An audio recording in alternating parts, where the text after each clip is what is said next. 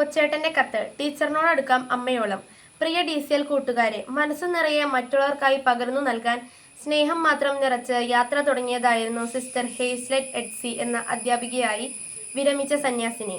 എന്നാൽ ഡ്രൈവർ സ്വിച്ചിട്ട് അടയ്ക്കേണ്ട ബസിന്റെ ഓട്ടോമാറ്റിക് വാതിൽ അടയ്ക്കാതെ വേഗത്തിൽ മുന്നോട്ട് പോയ ബസ്സിൽ നിന്നു സിസ്റ്റർ റോഡിലേക്ക് തെറിച്ചു വീണ് ഗുരുതര പരിക്കുകളെ അതിജീവിക്കാനാകാതെ നമ്മോട് വിട പറഞ്ഞു. കോതമംഗലം കോഴിപ്പിള്ളിയിൽ വച്ചുണ്ടായ അപകടത്തിലാണ് ഈ കഴിഞ്ഞ വർഷം ഊന്നുകൽ ലിറ്റിൽ ഫ്ലവർ ഹൈസ്കൂളിൽ നിന്ന് വിരമിച്ച് നിരവധി മേഖലകളിൽ സജീവ ശുശ്രൂഷ ചെയ്തു വന്ന നല്ല അധ്യാപികയായ സിസ്റ്ററിന് ഇന്നലെ 1/7/2026 ജീവൻ നഷ്ടമായത്. കാഞ്ഞിരപ്പള്ളി സെന്റ് മേരീസ് ഗേൾസ് ഹൈസ്കൂളിലെ അധ്യാപക സമൂഹത്തിന്റെ പ്രസരിപ്പായിരുന്നു. ഏവർക്കും പ്രിയങ്കരിയായിരുന്ന സ്വപ്ന രാജേഷ് ടീച്ചർ 10C ക്ലാസ് ടീച്ചറും സ്റ്റാഫ് സെക്രട്ടറിയും സഹാധ്യാപകരുടെയും വിദ്യാർത്ഥികളുടെയും മാനേജ്മെന്റിന്റെയും അഭിമാനവും ആഹ്ലാദവുമായിരുന്ന സ്വപ്ന ടീച്ചർ ഇന്നലെ 1/7/2026 നന്നായി പഠിപ്പിച്ച് എല്ലാവരെയും സന്തോഷിപ്പിച്ചിട്ട് വീട്ടിലേക്ക് പോയതാണ്. പതിവ് പോലെ ഇന്നു രാവിലെ സ്കൂളിലെത്താമെന്ന പ്രതീക്ഷയിലാണ് പ്രിയ ടീച്ചർ പോയത്.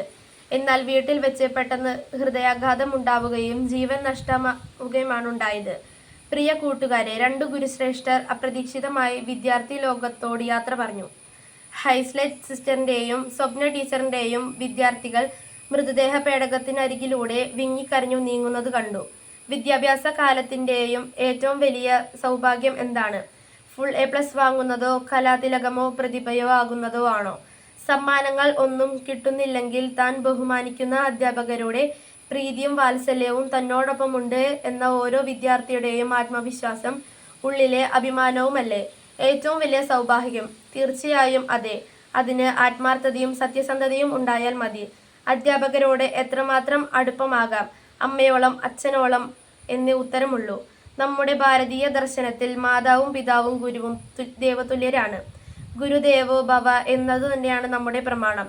ദേവതുല്യരാണ് ഗുരുസ്ഥാനം. ഗുരുത്വം എന്ന മഹാകൃപ വിദ്യാർത്ഥിയിലേക്ക് വർഷിക്കാൻ ഉള്ളിൽ വെളിച്ചമുള്ള ഗുരുവിന് മാത്രമേ കഴിയൂ. അതിനാൽ നമ്മുടെ എല്ലാ അധ്യാപകരെയും നമുക്ക് അങ്ങേയറ്റം ആദരിക്കാൻ ഒട്ടും ബാക്കി വയ്ക്കരുത്.